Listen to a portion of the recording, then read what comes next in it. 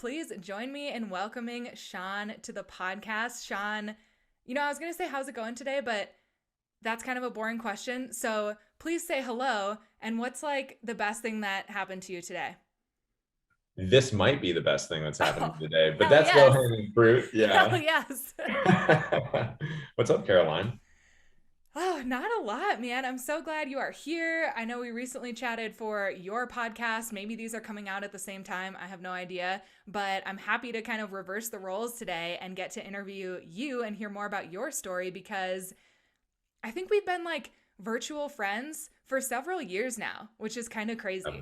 Yeah, Yeah. and that's the positives of social media that people sometimes don't talk about is bringing like-minded people together who otherwise wouldn't be able to because of where we live. And it's so fun to be able to do your show because I feel so comfortable diving in.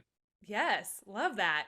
And so, as we get into it, I would love for you to just get into your backstory a little bit. I know you were a swimmer, you now run a coaching business with your wife, which I kind of want to talk about that later on too, what that dynamic is like. But yeah, just feel free to share a little bit about how you came to be where you are now. Yeah, of course. And I'm really excited to dive into what I do with my wife, Dayla. That's going to be a ton of fun. But as I was saying to you, Caroline, before hitting record, a lot of people tell me they feel like I've lived a lot of different lives. And when I'm on a podcast and someone like yourself is like, hey, tell me about your journey, I sort of give these little snippets, and you so accurately called them breadcrumbs that we can sort of follow. And so I'm originally from Los Angeles, born and raised in LA, and I was a competitive swimmer growing up, kind of from a swimming family. Both my uncle and my dad swam in college. And for me growing up, that was a way to get to college and have the benefits that come from that, because my uncle and my dad talked about like, hey, these are sort of the benefits that Division I athletes get. And I felt that shooting for the Olympics was a little bit out of the realm of possibility, but I felt like going to Division I university was within reach. And a part of my journey getting there was actually moving to Austin, Texas, which was where I still live today, when I was a junior in high school. And I was one of those kids who moved for their sport. I lived with a host family for 6 months and just focused on swimming. And it was very challenging to put myself into that position as a 16, 17-year-old, not really having any friends here. But it also showed me what I was capable of. And it kind of, for me, laid those breadcrumbs of, oh, this is how I can progress and be successful in other areas of life, because I was moving to swim with a faster team, faster teammates, more competition. And that helped me reach my goal of getting into the University of Georgia as a scholarship athlete on the swimming and diving team. I did 4 years at Georgia, graduated in '09, spring of '09, which if people remember the crash of '08, the job prospects were very low. And so I actually got an opportunity. My options were to run literally 2 Hollister stores in Southern California or go to the University of Oregon and earn my MBA. And my dad has been a huge mentor in my life. And he recommended, hey, why don't you go get your MBA now? Because it's something that you may need later. And there aren't really any job prospects. So why don't you go do that? That was a lot of fun. I learned a lot. I was part of their Warsaw Sports Marketing Center, which if people listening ever read about how much money their favorite sports franchise makes, or ESPN the magazine, Warsaw Center does all of that data and all of those calculations. So it was a ton of fun to be a part of that. It was also kind of my collegiate experience, because when one plays a sport in college, it's very much like a job. And so when I was at Oregon, I got to party and hang out a little bit more. And then I moved down to LA, worked in the entertainment industry for about a year as a talent agent assistant, got really burned out quickly on that, and then started to work in affiliate marketing, which eventually brought me back to Austin. I meet my wife, Dayla. She at the time was a labor and delivery nurse here at the busiest hospital in Austin. And then she started to share her journey in fitness on Instagram. And that really started to build steam, so much so that in the beginning of 2018, she said, hey, I'm going to start taking on clients. I'm going to start online coaching. And the response was so overwhelming, Caroline, that Dayla quickly turned to me and was like, obviously we love each other. We've been together now for a couple of years. We like hanging out. She was like, hey, you have this great base in fitness for your body with swimming. Like, you know how to train, you know your way around the weight room. What if I train you how to do macros, and maybe we can do this together and we can take on more clients, and who knows, maybe we can do this full time. Fast forward to fall of 2018, and Dayla and I were both able to quit our day jobs, quote unquote, and go full time into coaching. fast forward to now fall of 2021, and our company DLD Nation has been able to help over 3,000 clients better their health and fitness and learn how to do that sustainably for the rest of their lives. And I'm really proud to say that we have a coaching team of 24 assistant coaches. So that's Oh, my quick journey in life. I didn't know you guys had that many assistant coaches. That's badass. I appreciate that. Thank you. Yes. That I guess explains the nation on DLD Nation that you're like, yes, we're taking over. Yeah. Well, do you mind if I touch on that, how we Oh came yeah, up yeah. with our name? Yes, please. So at first it was just Sean and Dayla, and it was just like, oh, Sean and Dayla are doing their thing. We literally didn't have a name for What what was we your did. like LLC called? Or did you So, so we, at first, when Dayla was doing it alone, we went to my tax accountant who was just doing my taxes, and she called it Dayla Inc. because I was like, hey, Oh. my wife's like starting this company, Nice. you know. And then her handle is Dayla Loves Dumbbells, and so people started calling her DLD as a nickname, and then our clients started calling themselves members of DLD Nation. So it was not our idea to come up with the name. It was our clients. And then we were like, wow, that's pretty cool. We should totally change our LLC. We should make this the name. And so a lot of what we do, the reason why I became a life coach is just listening to our clients. That's awesome. That's a fun story. So thank you for sharing because names are something that are very tricky. You know, like when I'm trying to name a new program or a course or something, I get like obsessed with it for a little while and then it stresses me out. And as soon as I let it go, surprise, surprise, something just comes to me and then it works really well. So it's cool that you had a similar experience. You guys didn't have to try to reach for that. You were just like, oh, it came to us like exactly when we needed it. That's very cool. Yeah, 100%. And I think it kind of aligns with traditional business practices of listening to your audience, like listening to the people who buy from you. And they told us what they wanted to be called. So we're like, awesome, we're going to support you. Yes, love that. And so there are a lot of things I want to get into today, but one of the main reasons I wanted to have you on the podcast was, which I think I sent you a message about this a while back, is I think you do a great job of presenting as this like divine masculine energy in the fitness and nutrition space because just to be frank, I mean, more women are searching for diet and fitness tools to use than men, right? But I know like when I got into the space several years ago now, it was mostly men coaching, mostly men running training programs, running educational programs. And it's kind of like, well, this is a little weird that it's a lot of men talking to mostly women, but that's not necessarily a bad thing when I think people like you show up in a really, really great way. And so just to give a little background, and then I want you to go on this, when we're talking about like masculine and feminine energies, it has nothing to do with gender. I made that mistake once before and I told someone they were a little bit in their masculine and she got kind of mad at me because she thought I was calling her manly or something. But we all have a mix of both the feminine, that kind of being energy, and the masculine, more doing energy. And when there's an imbalance, that's usually when we have some type of conflict or when something doesn't feel quite right. And that's usually when people use the terms wounded versus divine energies. So, like, wounded masculine would be aggressive, really controlling with not just around people, but controlling of maybe food when women are really in their wounded masculine. Being very overly competitive. And then divine masculine is more focused, logical, offering security and stability, which I think you do a great job of. And then same thing with feminine. Wounded feminine is more the victim mentality, which I did a podcast on that just recently. Check that out. More like insecure, almost needy, wounded feminine. And then divine would be intuitive, very trusting, very open, very creative.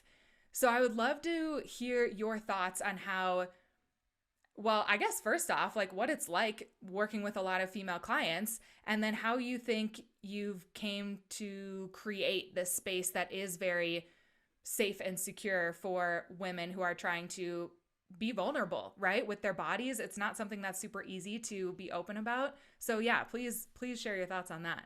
I love the breakdown too that you gave, Caroline, because it's helpful to have that knowledge and have that breakdown for not only what we're talking about, but for how people can use this in their lives. And then also be aware of, because I think people listening, we all know kind of those people who are in their wounded masculine and they become more controlling. Like I know what that feels like. And so it's good to be able to define it, because then we can start to recognize it and change things if we want to. For me personally, and I get this a lot from people about being okay sort of flowing with the masculine feminine energy. I personally really like the yin yang of it. And you're totally right. You know, yang, and for a way to remember it, a fun one is yang and wang, LOL. You know, that's a great way to remember it.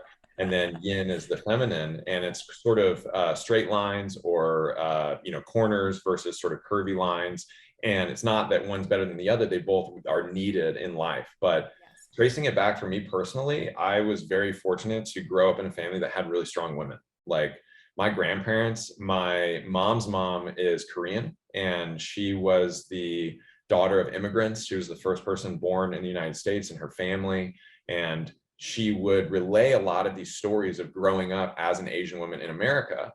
For instance, this was obviously way back in the day, but my grandparents were going to visit family in Alabama, and they went through Georgia, and they were refused service because my grandmother was Asian. And she would tell these stories of having to persevere and what helped her get through those challenging moments. And you can imagine growing up as a child, hearing that from your grandmother, you're like, oh, cool. Like I want to sort of embody some of that. My dad's mom was an accountant who worked her entire career. And this is somebody who was a part of the greatest generation. Those people, stereotypically, the woman did not work in the household. And my grandfather was a long haul truck driver, and so he wasn't around a lot. So my grandmother was holding it down for the family at home, not only working, but taking care of my dad and my uncle. And so I really benefited from having these archetypes of really strong women. And so growing up, I knew that for whatever reason, and it might have been because of how I was raised, the macho machismo BS of most men, and I'm being stereotypical and using air quotes, just didn't vibe with me. And having the example of my grandmothers showed me that there could be sort of this mix of both, that there were strong women, there were also strong men. So that really set me up for success, or like in the right direction, if you will. And then honestly, Dayla and I was so grateful I met Dayla, because I was actually married and divorced before meeting her. And that was my quote unquote dark night of the soul, getting married at an early age, getting divorced. And after that experience, I had kind of, you know, been very anti-relationship, and this doesn't work. This is all just an imaginative thing. And then I met Dayla, and she really made me rethink that whole idea. And so when she started to start her business, talk about what was working with her fitness, and that came with posting pictures of her physique, it came with showing transformations and whatnot. I would get questions all the time from guys like, how are you letting quote unquote your girlfriend or your wife do this? I'm like, what do you mean? You know, this is like, she's shouting herself out, you know, she's confident, and like, I want to support that. I'm not threatened by it. I just want her to be happy. And that really snowballed obviously into us working together. And I've always been told that people feel really comfortable around me. I have sort of like a calming demeanor, and I've just been comfortable around women my whole life. And it's funny, when Dayla and I first met, she told me she was a labor and delivery nurse. And I said, hey, thank you for what you do. Because in my head, I'm like, yo, you're bringing in the next generation, like new life. That's amazing. And she told me in that moment, she was like, wow, I never get that response from guys. And I was like, what do you mean? And she said, well, I usually get, ew, I'm grossed out, or like, oh, I don't want to talk about that. And I'm like, wow, that is shocking to me personally. And so I've always felt that I've been a little different, but that uniqueness has helped me coach women. I do coach mainly men now, but of course I started coaching men and women when we were taking, you know, everybody as clients. And I also really enjoyed just learning more about the female experience, you know, learning about the luteal phase and follicular and like all about that, because I think it is a disservice to men that we can't experience that. Like, I'm a huge fan of perspectives, and like, this is on my soapbox, because there's a quote that's like, we can only understand as far as we can see. And it would be really great if I could understand what having a period's like. I'm sure I'd be like, cool, I did that for a month, I'm done. Like, that's awesome. But to know what that feels like. And so I've always been open to different perspectives. And I think that's helped me out as a coach. Yeah, that's a brave thing to say. Thank you for saying that, because I wish we could all switch genders, just even if it was just for a month. That would be like, that would change the world. You know, it really would. I say that to my husband all the time. Like, Oh, 100%. Yeah. yeah, that's a cool story too. I appreciate you sharing that. And It's cool to see how that has shown up in your life and translated online. And I think people can see that in the way that you show up and how you coach. So, really, really cool. And I would love to hear your perspective on if you feel like there is kind of this shift lately that people are craving more of that balance, right? People, I think at least when I got into the nutrition space, like 6, 7 years ago now, there was a lot of that drive for control, that drive for doing more, achieving, like having that being the primary motivator. And now it does seem like people want a little bit more of both sides. They want a little bit more of the intuitive with the achieving and like, let's see what we can do. Have you kind of seen that or noticed that with your clients or your own journey? 100%. I want to, Caroline, if it's okay, take it to sort of like a macro holistic level. And I was a history major at the University of Georgia. And I would always joke that men have run the world for a really long time. And there's been a lot of bloodshed, and we aren't exactly treating the world maybe how we should. So I am very open to a different perspective and somebody else, because we've been doing these straight lines, a lot of yang energy for a long time. And so I would love to see more of that yin energy come, because again, you need both. Like, I think people are understanding that a little bit more and being more open about it and being more open to talk about it, which is great. A lot of these topics you couldn't talk about, 20, 30, 40, 50 years ago, but now we're open to talking about it. And so, yes, I do think that we're starting to, look at the women's marches, right? And look at what I call like the boss babe movement, like yourself, my wife, a lot of people we hang out with, the women are really pushing things forward. And I would love to see what happens with that in the next couple decades. Like, even though Hillary Clinton didn't win the presidency, it was so cool to see a woman up there, right? Like right now, there's a woman as a vice president. Like, we've never seen that. So I think we are starting to see more of that holistically and at a macro level. And that's starting to filter down, right? Because, and again, historian speaking, when Barack Obama became president, now Black families could say, hey, kids, you can be president. And so now when we see women holding highest offices we have, it trickles down. And so you can look up and families can be like, hey, you can literally be, there is an example, and you can be anything you want to be. And I think that gives us more power. It was just like my swimming story with looking at my dad and my uncle being like, wow, they did this. I can do it too, because my family's done it. And so I think when you have examples that you can point to, now everybody starts to benefit. Very true. Yeah. And have you seen that trickle down into fitness with like your clients, or have you noticed that recently on your journey? Because obviously being an intense swimmer, that's high achieving. That's really pushing it. And then comparing that to, kind of where you are now with how you see fitness and nutrition, do you feel like you've kind of created a new realm that you're in for that?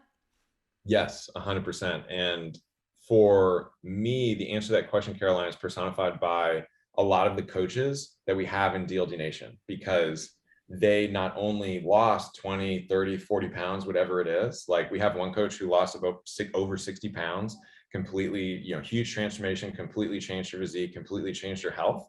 And I love seeing in those individuals, they stop and they're like, wait a minute, I've just completely transformed my physique and my health. Like, where else in life can I do this? Right. And they may be thinking in their careers, and then they may want to become an entrepreneur. And so, yes, it is interesting to see women who may be traditionally more reserved and not in the achieve now think like, oh, hey, I succeeded in this one area where I did achieve.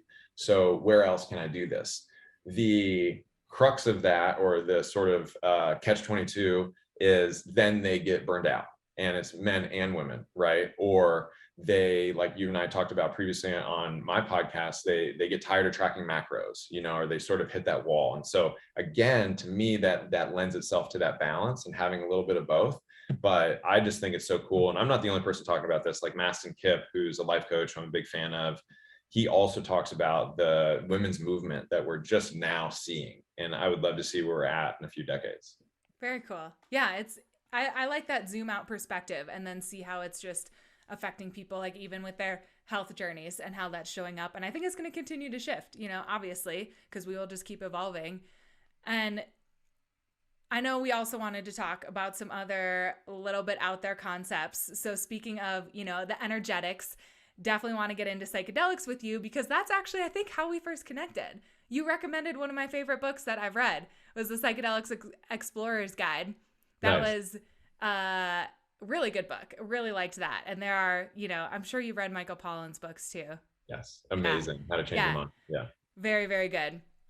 And so I wanted to kind of ask you, I guess, first off, what is your relationship like with psychedelics, and how have you found that balance? I guess this is like a balance theme podcast with fitness and being, in the gym and being an athlete, but also wanting to explore these taboo topics, which they're definitely trending towards non-taboo, but they still are. We're getting there. And I Mm-hmm. really appreciate you providing a platform where someone like myself can be open about it. Like for those listening, when Caroline came on my show, I was like, hey, we're going to be a little bit more broad. We probably can't go down certain rabbit holes, but I'm totally open to being unfiltered on your show. So I appreciate it. It's funny you mentioned other books. I'm now reading a book called Sacred Knowledge, Psychedelics and Religious Experiences. Oh, So yeah, that's another one I can send your way. yeah. Send me a picture of it. But growing up, I was super straight laced because of trying to swim in college. And I actually turned my nose up at people in Los Angeles who were like smoking weed or doing other drugs. And then when one is competing in college, we're getting drug tested. So you can't really do a lot. But I got out of college. When I was at Oregon, I was actually the live-in advisor for a fraternity my second year. Yeah, it was a ton of fun. I was able to, manage a group of young men, so to speak, but they were very open about their drug use, recreationally so. And the first couple times I did psychedelics, it was just like, oh, this is fun. Like my friends would say, like, hey, try this out, right? And I felt like there was more to it. So I would have a cool experience, see the visuals, trip a little bit. And then afterwards, I would be impacted and I would feel differently about life. And when you and I shared sort of an outline for this episode, you wanted me to get into kind of how I transitioned from, oh, this is just fun to do, into, oh my God, I can get a lot of personal development out of this. And it was honestly doing my own research because I looked around to friends and no one really had an answer for me. And so then I went to Google, started Googling stuff, find some books like the Psychedelic Explorer's Guide, read that and be like, oh, I'm not alone. There's other people who feel this way, because as you know, they're great for self-exploration in the plant medicines. They're great for looking at things differently. They're great for these epiphanies about life. And it's helped me treat my body a lot better. Like when I have an experience, I joke with friends that, when we go out drinking, what do we do the next day? You eat a lot of greasy food and you want to have just like trash food. When you do psychedelics, the next morning you're like, is it organic? Can I meet the chicken that I'm having the eggs from? Like, are they taken care of?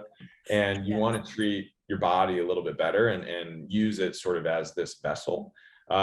It's also informed the work that I do now as a life coach. It's helped me to make more of an impact. And it's been so impactful in my life. I have a little mushroom tattoo on my leg because it's been so beneficial for me. So I've done mushrooms like more times than I can count. I've done acid maybe half a dozen times, 6, 7 times, something like that.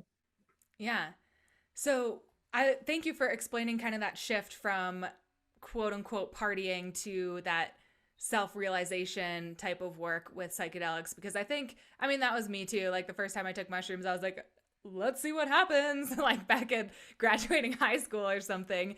And it's come a long way. And now I have this deep respect for plant medicine that before I was using to party. So I think it's interesting to hear other people's perspectives with that and see kind of the growth that comes with it. Can you point to any, or like, do any experiences come to mind that were big shifts for you in terms of your body, your health, fitness after, or like during or with the integration of your use with psychedelics? There's one that comes to mind immediately, and it was back in lockdown in 2020 when the world changed and we all went into lockdown everywhere. And Dela, myself, our team at the time, we took it upon ourselves to invest even more time into our clients, because our average voice memo response to check-ins went from an average of 3 to 6 minutes to over 10 for literally every client. So we noticed that our clients needed way more support because they were coming to us with more than just, hey, these are my macros for this week, these are my lifts. Obviously, they had way more going on. And we looked at ourselves as, hey, we're in a position to help. And so not only did we create a host of online workouts, it was like, if you have 2 dumbbells and a bag of kitty litter, we have a workout for you. Like I created backpack workouts, the whole deal. The interesting part of that was we started working 24/7. So because it was illegal to hang out with anybody else, because we didn't have restaurants or movie theaters or anything to go to, we were like, cool, like we're just going to work. And we put those blinders on. However, myself and a lot of our team started to break down about 6-7 weeks in. And psychedelics have been really helpful for me in life in the past. And so because it was illegal to see other people, I decided to do a solo mushroom trip on my own for just personal growth and self-discovery. And so I can oddly enough still work a phone when I'm tripping. And so yeah, Why Carolyn, would you want to? Oh, God. well, Notes app. So Oh, yeah, so interesting. I had music like Dayla. She's not the biggest, she's not really super big into psychedelics, but she supports it. She knows how impactful it's been in my life. And so I was just sitting in our living room on a carpet and had headphones in. And I was by myself on my phone, and Dayla was in the apartment, like doing work. So she was my hand in reality. Like if I needed something, like I asked if she could light incense at one point, and she was like, "Yeah, I can do that in a few minutes. Like I'm in the middle of something." And I was like, I'm at that point where if you do it sometime today, like I would love it, you know? But through that process, I was really able to explore myself and how I could cope with the extra work, how I could cope with dealing with my own issues, and then also trying to support other people, and how to deal with my proverbial shit. And that, not only do I still have the notes in my phone from that experience, but it renewed me so much, Caroline, that Dayla, for 2 weeks after, she was like, if you need to do that, you know, every so often while we're going through this, like, please, because I've noticed a huge positive shift in you. You know, I'm way more compassionate. I'm way more empathetic. I'm way more patient. Like my check-in responses, I felt got way more positive. It's like, hey, you can do it. Like stick there. You know, we're going to make it through, all that stuff. And that still impacts me to this day in that way of having those experiences. And then, like I said, with fitness, just looking at it as more than aesthetics and like, hey, I want to look a certain way. Also, I really enjoy, because I haven't always been this big. I'm 6'2", 215. I used to be 6'2", a buck 70 when I was in college. And I really like when people go, wow, you're a muscular guy with tattoos, but you're in touch with your softer side and you can have these emotional conversations. And I really enjoy that. So it's like taking some of the pressure off of, oh, I want to look a certain way, and more so, you know, I want to use my body to make an impact. I want to treat it well. I want it to be healthy long term. So that's an example of one really impactful trip. But I've been very grateful that I've been able to be consistent with plant medicine and either use it while I'm grounding myself, use it while I'm out in nature, or simply use it to, again, sort of take notes on whatever I'm going through in the moment. Yeah. And I'm big on setting intentions like before I do any type of ceremony. And what's funny is that I've never set an intention specifically around my body or fitness or nutrition, but there's always something that comes up that's kind of in that realm. And I think it's because, you know, it's such a huge part of my life, like wellness is, and my history and my struggles and my achievements. So it's like definitely interwoven to different areas, and it's crazy to see how those deeper things can come up. And I think sometimes that's what people are afraid of. But to that, I always say, like, you're living with it anyway right now. You just don't confront it, if you will. Can I ask you for an example of an experience that you've had that pertained to your body or your health? Yeah, totally. I shared one that was on a previous podcast that basically I could see the personification of my eating disorder from a bird's eye view, and it was pretty graphic and terrible. That was during a mushroom journey. So I can link that podcast below if anyone wants to hear the full thing, because it's pretty intense. I don't want to cry today. but but more recently, which I haven't shared about this, I was lucky enough to have an experience with the toad medicine Oh, wow. with 5-MeO DMT, which is very, very different from mushrooms or LSD or anything. It's very short, intense. And I did 3 sessions with that in the same day, kind of back to back, because you actually come back to lucid very, very quickly, like within 20 to 30 minutes. And in one of those sessions, It was really, oh God, it's so hard to explain. I will do my best. It was basically like I was able to feel pure joy in every fiber of my being. But before I could feel that, there was intense tension and blocking and grasping, like the tightest grip ever. Like my jaw hurt so bad because it was this like I was fighting my own joy.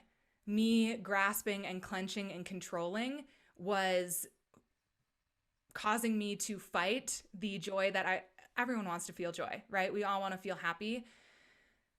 So that was a really big takeaway for me, and this has been almost 2 months now, and I'm still just trying to integrate and wrap my head around what exactly happened and what I can put into my life from this. But that was a big learning point for me of like the only thing that's standing in my way between me and joy is me and my desire to control, to try to do things perfectly, to live in that type A mode that I grew up with. So again, I'm still definitely trying to integrate that, but for me, joy has a lot to do with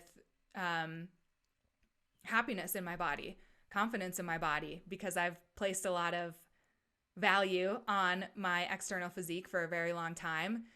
And the craziest part is that the day after that, I had been kind of bouncing back and forth between like intuitive eating and tracking a little bit and whatever, and trying to figure out this like big off season that I've been taking from bodybuilding. And the day after that toad ceremony was like a flip switch, like switch flipped.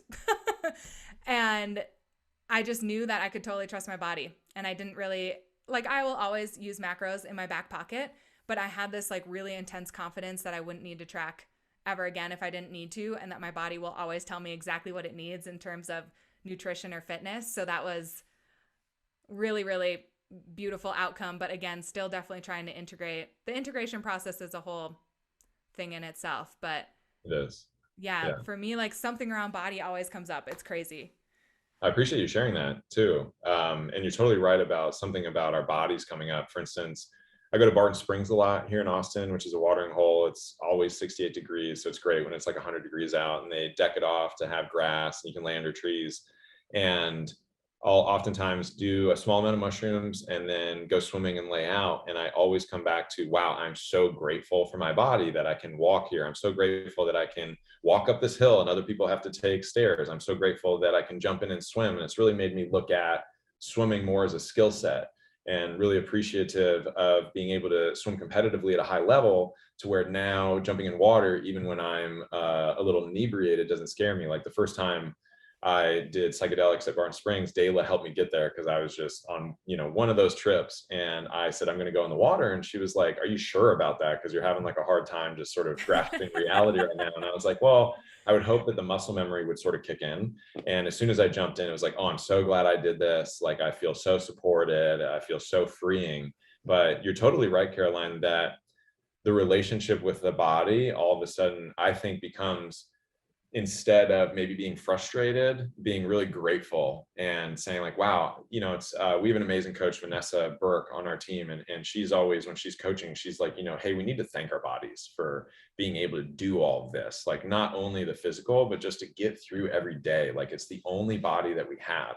And when we take that perspective, whether or not it's with psychedelics, we can then be more grateful and be like, hey, if you're on a fitness journey, like, okay, wow, I've lost 5, I've lost 10 pounds. Is that where I want to be? No, I have future goals, but I'm really grateful that I've been able to lose those 10 pounds. I'm really grateful that I've been able to use my body. Yep. Yeah. And that totally goes down to kind of that root of being process oriented versus outcome oriented, right? And thinking about everything that you're getting along the way. Like everything you're learning is a gift, as cheesy as that sounds. If we only focus on the outcome, you're probably like me, and you just immediately move the goalpost so that you have a new outcome to focus on. And then it's like, what is the point? Yeah, there's another great book. Have you read the Bhagavad Gita? Did we talk about this? No.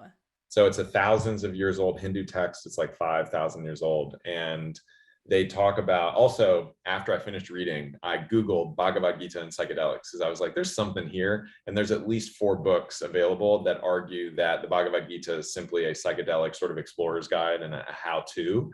But in it, it talks about being focused on the process and being focused on the process in the service of others, trying to make a positive impact without worrying about, is this going to be a success or failure?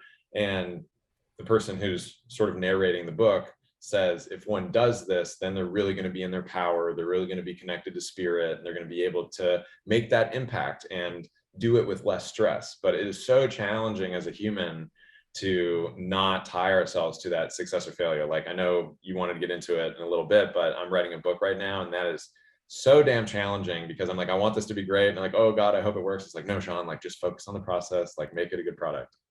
Yeah, it takes those constant reminders. It's a practice, right? I think 100%. people who have been in the fitness space for a while, like you and I, we kind of know. We know now. Like, I know that I need to return to the process and return to gratitude, for example. And it's still very, very, very hard to remember. So if this is new to anyone listening, like, please do not beat yourself up. Like, this is certainly something that takes a lot of practice because our society up until now, for the most part, is that patriarchal, do more, capitalistic society. So that is how most of us were brought up. So it's unlearning and relearning a new way. Constantly learning, which I think is the process of life. For instance, there's a great quote. I'm probably going to mess up the Latin, but I think it's Ancora Imparu. And I actually have it tattooed on me. And it was supposedly what Michelangelo said on his deathbed, because as he was dying, people asked, like, how's it going? You know? And his response was, and yet I'm still learning. And his point was like, I'm dying and like, wow, this is cool. I've never experienced this before. Like, this is a part of the human journey that I haven't yet learned about. And I try to think about that during challenges when things come up in my life, like, okay, how can I learn from this? How can I grow from this? And even if that's just a belief to get my perspective shift and get my head out of wherever I'm at, it works. That's beautiful. I really like that. I haven't heard that before. Very cool. And kind of on the note of the process, coming back to the process versus the outcome, you had a really cool post recently, and I hope I'm going to quote you right, but you said something like, sometimes it takes 10 years to get that 1 year that will change your life. Can you dig into that and expand a little bit? I would love to. So I have a funny reason for that quote. Do you remember Kid Rock? Yeah. Yeah, the rocker Not back really in a the fan, but I remember. right. So I was just a huge fan of like TRL back in the day with Oh, Carson yeah. Daly. Like, if you're a millennial on the higher end of the millennials, you remember that show. And I remember he got nominated for a Best New Artist Grammy. And Kid Rock has a little bit of an attitude, and he was like, "Well, this is my seventh album, so like it's cool to finally be recognized." And it hit me like, wait a minute, this guy came out with 7 albums, and like I wasn't a huge fan either, but I was like, wow, it took him 7 albums to get to the one that was nominated for a Best New Artist Grammy. And then I've noticed that with other people as well. For instance, Dayla and I are big electronic music fans. We're actually going to see Alice in Wonderland this weekend here in Austin, and she was named Billboard 2018's like hot new up and coming electronic artist. And because I follow her and her Instagram post, she was saying, you know, this is an amazing honor and I so appreciate it. But FYI, I've been making music for over 10 years. And we see that with everybody. There is no overnight success. Everybody has an origin story and have worked really hard to get where they are. You know, we see that a lot in sports. Like any of those athletes who become the overnight sensation, quote unquote, they've been working at it for years. The coach, like us, you know, or you, our companies, like we've been doing this for a long time, but it takes that time to sometimes see that success. And when we understand that, it can make the process a little bit easier to digest and a little bit easier to go through, because we are kind of in the ADD generation to a certain extent, and we all want to get that dopamine hit and get the feedback right away. But that's just not realistic with life. And when we can understand that sometimes it takes 10 years to get that 1 year of success, it makes life a little bit less stressful, in my opinion. Yeah, it's kind of that zooming out and thinking like what is the bigger picture right now, because this moment is such a small blip when you zoom out a little bit. And I like that. I think that's very translatable into nutrition and fitness because we all want to see the abs tomorrow. And I have a lot of clients now who I work with a little bit more on moving away from macros, like after a diet phase. We spend more time kind of in that maintenance, in that what's really going to work best for you super long term. for some people that is tracking 7 days a week, but there's a lot of people who don't ever want to do that, and that's okay too. And one of my clients was kind of asking me recently, like, well, you've kind of done this over the past year and now you don't really track anymore. Like, how long is this going to take me? It's been, 2 months and I feel like I still overeat some days, and some days maybe I don't eat enough because like my sleep is off and my workouts are off. And I'm like, give yourself time. Like, it takes time for our bodies, especially to relearn things. And I have been practicing this for, by the time this podcast comes out, well over a year. So it's really important to remember that, I think, in terms of nutrition and fitness, with your workouts, definitely with your diet, with anyone who's struggling with gut health or hormone health. It takes time for our bodies to remember, like, oh, this is where we're at our best health. How do we get back to there? How can we slowly start moving that direction? And it will save you so much frustration if you can zoom out to that. Do you mind if I share a story on that point? So I'm a huge Kobe Bryant fan. I think it's part of growing up in Los Angeles, being a Lakers fan. And he tells a story that when he was 13, he looked at the rankings of the kids ahead of him, and there were 100 kids ahead of him when he was 13. He said when he was 13, he's like, there's no way I'm going to beat these guys. But in 5 years, when I'm 18, if I work on my game every single day, I take this seriously, maybe I can beat them, and maybe I can be number one. And when we expand our time horizon, all of a sudden things get a lot easier and we can focus on that process. And so bringing it back around to fitness, so often do we have clients say like, hey, I need to fit into a wedding dress in 6 months, right? Or like, it's February and I want to look great for the lake in June. And that pressure can sometimes be crippling versus, hey, I want to be fit and healthy for the rest of my life. So I don't mind if this takes 2 years. Then all of a sudden, the random day where you go over your macros, it's not that big of a deal. And that's what I try to teach and preach to our clients is extending that time horizon. Like, the goal we think is to maybe fit into that wedding dress, but what we're really going after is to be fit and healthy for the rest of our lives. And that's decades. And so then if we extend this out decades and you miss your 10K steps on a Tuesday, it's not that big of a deal. And so I really like when we expand those time horizons and focus on that process versus like, I need to be fit by this date. We can enjoy the journey a little bit more and do it with less stress. Yeah, totally. That's a great way to look at it. Sometimes deadlines can be helpful, right? But sometimes it's like that added pressure that's really just not necessary. Like, I was chatting with someone this week about how the calorie deficit's always going to be there. Like, diets aren't going anywhere. And if you need to spend a little bit longer in a different phase, nobody else knows. Nobody else cares in the absolute best way. Yeah, I'm working with a writing coach for this book that I'm working on. Yeah. And they said that the deadline that we have for the book should stretch me, but not stress me. And I was like, wow, I need to start using that. I like that. I agree with you. Deadlines can be really effective, but they should stretch us, not stress us. Yes. And tell us more about your book. What are you writing about? What birthed this child of a book? Yeah, I appreciate that. So the working title right now is Hack Your Health. It's fitness secrets from head to toe.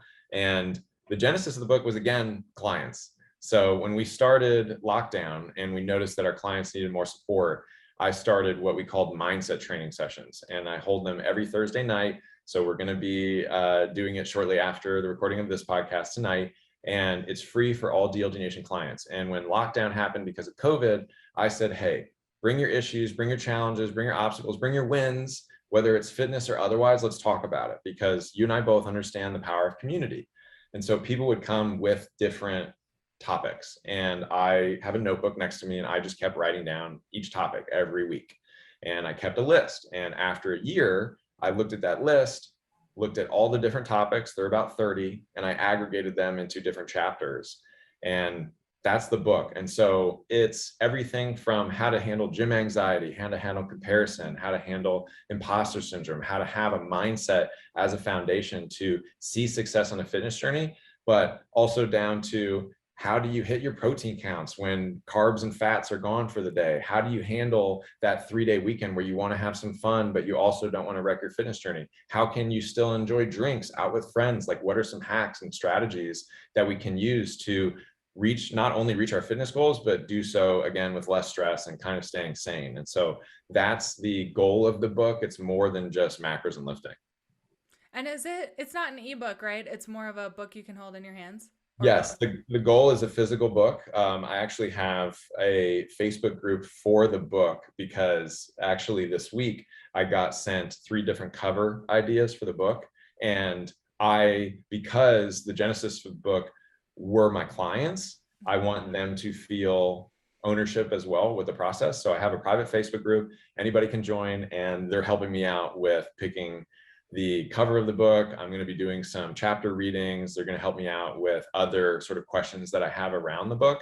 And then everyone in that Facebook group is going to be thanked on the thank you page for the Oh, book. very cool. What a good way to kind of bring it full circle and make it a community project. Yeah. And that's tying this back to our psychedelic conversation. My history and experience with psychedelics has really reinforced that I believe that I'm on this planet to make a positive impact. And I'm so grateful to be in a position where Dayla and I own a business that we're able to do that directly. And we've seen the positive impact we've been able to give to clients in a coaching sense and in our Instagram posts. And so in our podcast. And I thought, okay, well, books are longer lasting. Like, I kudos to you for finding that post that was like, the 10 years equate to one. But if you're listening to this, like, good luck finding that. It's not cataloged anywhere, versus a book. You can go to the bookstore and be like, hey, check out Sean's book. And decades from now, not that I'm a big like legacy person, but if it's 100 years from now and I'm dead or I'm cloned and I'm, in a spaceship or something, people can still grab that book and get something out of it. Yeah. Yeah, that's a great way to think about it, cuz this when we're recording this, it's Mercury retrograde, so I'm glad we didn't have any issues, but it was recently that Instagram and Facebook were down, and that's a hard thing to come face to face with as a business owner who usually uses, or I mean, geez, me 95% of the time uses social media for my business.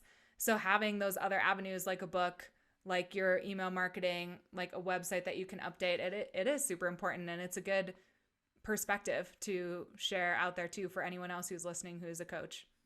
How'd you do with the IG outage the other day? Freaking best day of my week. I could not believe how many people were complaining. I was like, oh yeah, whatever. I'll just like post tomorrow. It's not a big deal. And also, by the way, I'm not going to look at my phone all day and this is going to be epic. And it was. It was like a really good Monday for me.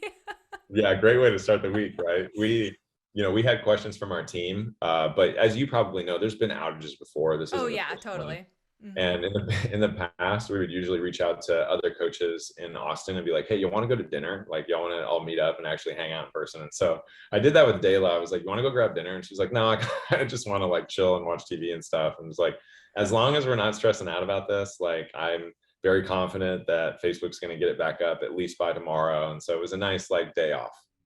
Yeah, totally. Which I think is super important. Like, do you have any tips that you've helped clients with who are like super either type A, perfectionist, or really plugged in, like people with really demanding careers or things like that, that you've been seeing have a really big impact on kind of how they find a little bit more flow in their daily life? That's a great question. So in fitness and nutrition coaching, I really started to like the life coaching aspect. And I had clients who told me that once they got to the point where they were really proficient with their fitness and their nutrition goals, they were like, hey, I want to end this coaching, but like, can I hire you for life coaching? Because you're making an impact on the other areas of my life. And so I've really enjoyed doing that. And I'm so grateful I get to work with a lot of online coaches, and online coaches get really stressed out. There are a lot of yang energy, a lot of do. And what I try to help them with is integrating those self-care tactics ongoing. So we were just talking about how as entrepreneurs, we typically work 7 days a week. However, if one does that with frequency, they can burn out, they can have mental breakdowns. And so when we realize that, hey, we're probably going to be working potentially more than someone who has a traditional 9 to 5, who has those weekends built in. Like, if you're working a 9 to 5 and you work Monday through Friday, you have Saturday and Sunday built in as the integrated off days. When one is an entrepreneur, there's always something to do on the business, and those off days aren't integrated. So we have to take matters into our own hands and start integrating that time off. And so what I help my clients with is finding out what they love for self-care, what resonates for them. It could be anything from getting outside, getting in nature, to going snowboarding, to watching a movie with their partner. It doesn't have to be the same thing for everybody, but creating space for that every week. And I've had great success with my clients who do that. And I'm just like, hey, take a half day Saturday, just try it out for me. And then I follow up with them on Monday and I'm like, how do you feel? And they're always like, oh man, it was really hard to put the phone down and it's really hard to like let the messages go. But I went and hit golf balls with my husband and we really vibed and we really connected and we saw a movie and like, oh my God, I was so refreshed when I woke up Sunday and I haven't felt like that in eons. Like Dayla and I are big fans of $1 Million Listing. Do you ever watch that show? No, but I've watched similar reality TV real estate. Yeah. Yeah, it's a great reality show. So this guy, Frederick, who's a pretty famous real estate agent, he's got millions of followers or whatever. And he and his partner, when they were in New York, had a house in the Hamptons. And he started going on the weekends religiously.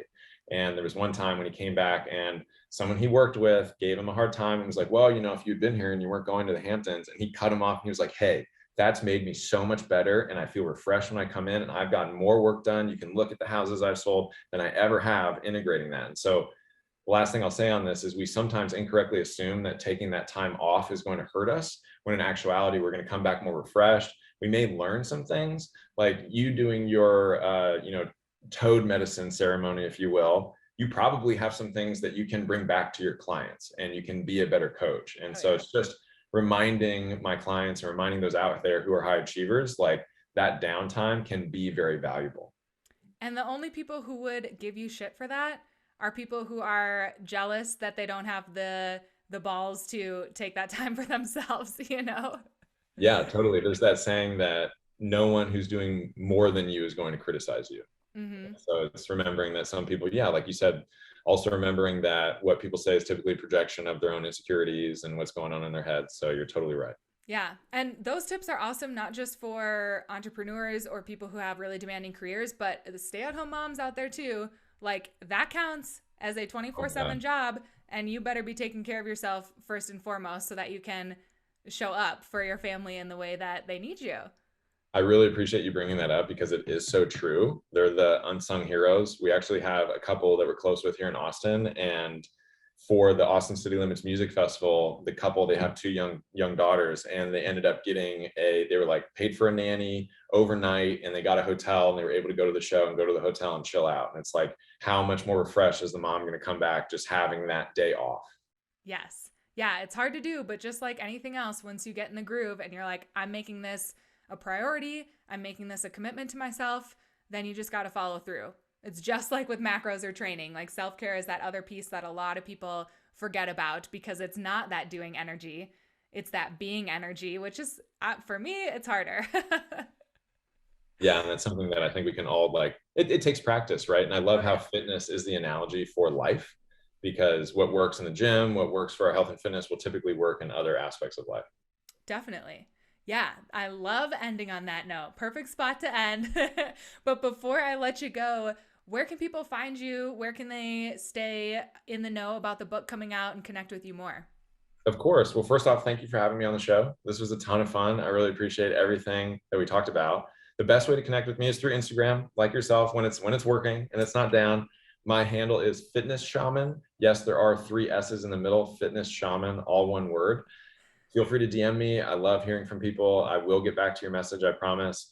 If you want to check out our coaching team and learn more about what my wife and I do, you can go to @DLD Nation. That's spelled exactly like how it sounds. And you can check out a ton of transformations, testimonials. And then we also have free resources on that page as well. Every so often, Caroline will have someone message us and show a transformation. They'll be like, this was my 6-month transformation. We've never heard from them. And they're like, we just listened to what you were talking about on Instagram. So those are probably the 2 best ways to get a hold of me. Awesome. Thank you for sharing that. Thank you for being so open and honest, for being here, for sharing your journey and all of your knowledge. Really appreciate it. Thank you, Caroline. Hope you guys enjoyed this one, and we will talk to you next week.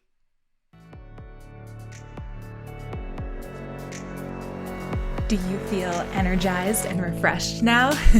I hope this episode gave you a little boost to get out there and start manifesting your fittest, healthiest life. If you loved it, please help me out by writing a review and sharing this episode to your story. And seriously, just thank you so much for being here. For daily updates of what I've got going on and to connect further, be sure to follow me on Instagram and head over to ccowellness.com to learn more about my one-on-one coaching and find additional resources there, including my Goddess's Guide to Macros ebook, plus a few freebies. And remember, you are strong, you are capable of achieving anything you desire, and you are worthy of all your wildest dreams.